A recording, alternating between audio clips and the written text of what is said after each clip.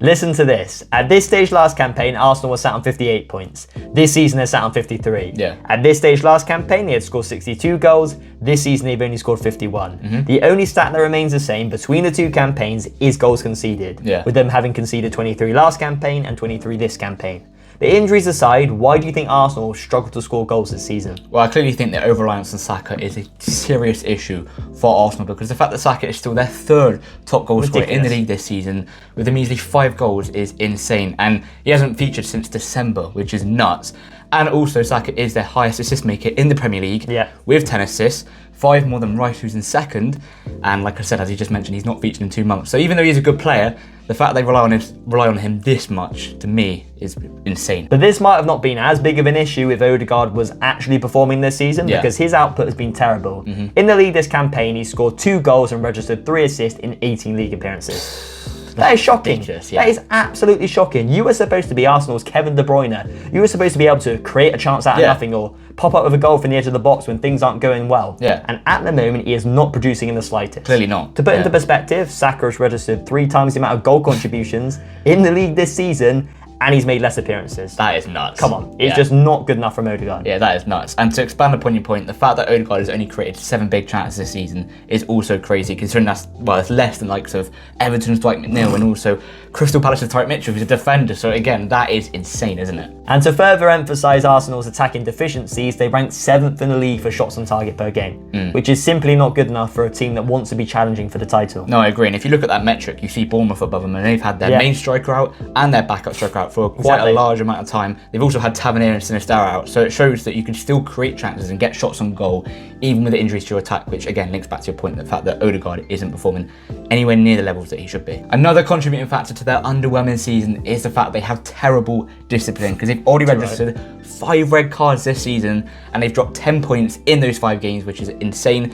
And Arsenal players have been shown 20 red cards in the Premier League since Mikel Arteta took charge, which is 5 more than any other club, which clearly shows that it's a discipline problem at Arsenal and it needs to be fixed massively. But an even bigger issue than the 2 points we just mentioned is the fact that Arsenal are continuously dropping points against a particular type of opposition. And no, it's not the Big Six, because during their last 18 games against the Big Six sides, they have failed to lose, which is remarkable. Yeah, definitely. It's the fact that they're dropping points against the likes of Aston Villa, West Ham, Newcastle and Fulham. In the last 20 matches against those 4 sides, they have only won 4, drawn 5 and lost 11. That is a 20% win rate. And what do those 4 clubs have in common? Well, they can defend well in a low block, and they're also very potent on the break. Exactly. And it's sides like this that seem to cause Arteta a lot of issues. But why do you think that is, Zach? Well, I would say it's largely down to the fact that a lot of Arsenal players lack that ingenuity in the final third. Yeah. I think they're very systematic with the way they play, and I think that costs Arsenal a lot at times because of defence. They set up very rigidly, very organised, and they nullify a lot of Arsenal's threats because they read the patterns of play that Arteta is trying to implement.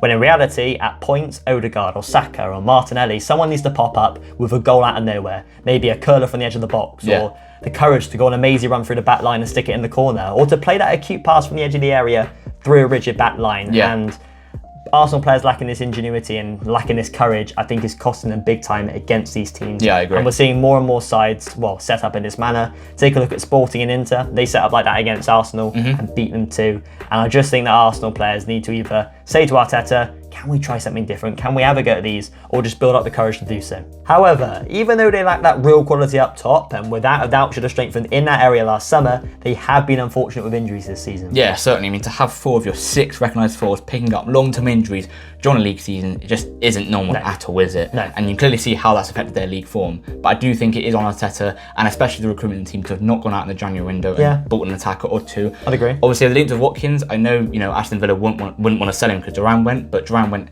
well, very late on in the window. So they could have got Watkins before, and I heard rumours that Arteta was trying to get Watkins in. He wanted Watkins, but the recruitment team were debating it. And to me, that shows a bit of a lack of ambition, because if they get Ollie Watkins in before obviously Duran went, then they could be competing for the title, and they might not be in the situation they're in now. But even if they weren't to get Watkins and they were to get an attacker that was lower down on their shortlist, I still think that would have benefited them in this season, and they wouldn't be in the situation that they're in now. And if you go back to a video we did actually at the start of the January window, which was who each big 6 club should sign, I actually did say Arsenal should sign someone like Trincao because I said, we knew that Saka was injured, but we didn't know it'd be for this long. And I said that they need someone to fill in for Saka even when he's fit, so he can actually be rested and he doesn't get injured. But also when he is injured, you can rely on someone on that right wing to create something. And I think if they got someone like Trincao, and I'm not saying all of a sudden they'd win the title, but again, going back to my point, I think they'd be in a much better situation and they would be competing with Liverpool to go and win the league. I couldn't agree more, because although Ethan Nwaneri has had a brilliant breakthrough on that right-hand side, he could probably do an equally as good job on the left-hand side because he's got a brilliant weak foot and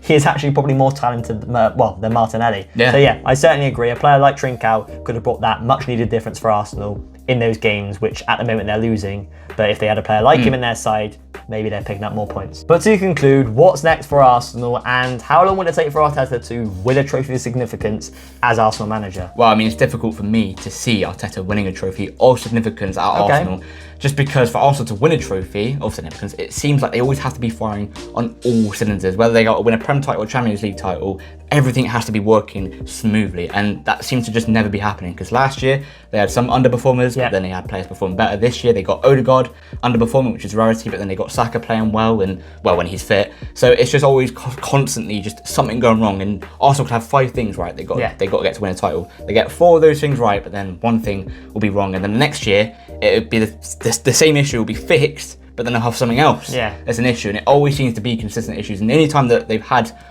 things going well for them is back when they first originally challenged for the title in the 22-23 season, but even then they had Saliba getting injured and they bottled it, and you could say the squad was naive, wasn't it? Well, exactly, that's the thing. And again, that's another issue where the squad's naive. The squad may not be naive now, but then players aren't performing to the levels they should be. They have a mass injury list up top. Yeah, exactly. I completely agree with your point, because the only team to stop City during that dominant period was Jurgen Klopp's Liverpool. And how did they do it? Everything went right at the same time. The attack was in its prime, the defence was in its prime, the midfield was in its prime. They didn't have loads of injuries, and ultimately that's why they won the title. But then again, you look at Liverpool this season, and you could say they're not a settled side, so how are they top of the league?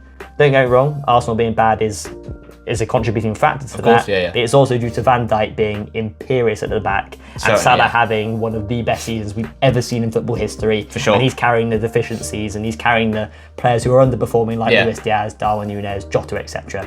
Yes, the midfield's good too. McAllister, Szoboszlai, Gravenberch, a really good midfield. But what I'm trying to get at is this Liverpool team isn't as complete as the title-winning team, but they're still top of the league. And Arsenal don't have a player on Van Dijk or Salah's level. That is true. And they don't have a settled side like Klopp's Liverpool, which won it in 1920. And you could argue that's where Arsenal lack ambition, because the likes of Isak, they could be signing him, or he they could want be to sign that him. difference maker. And that's the thing, because Isak has got world-class ability, and he could be like their Salah. I'm not saying he put the same numbers, but he could put up very, very good numbers, and it could be that could be a difference maker between Arsenal not winning the league and winning the title.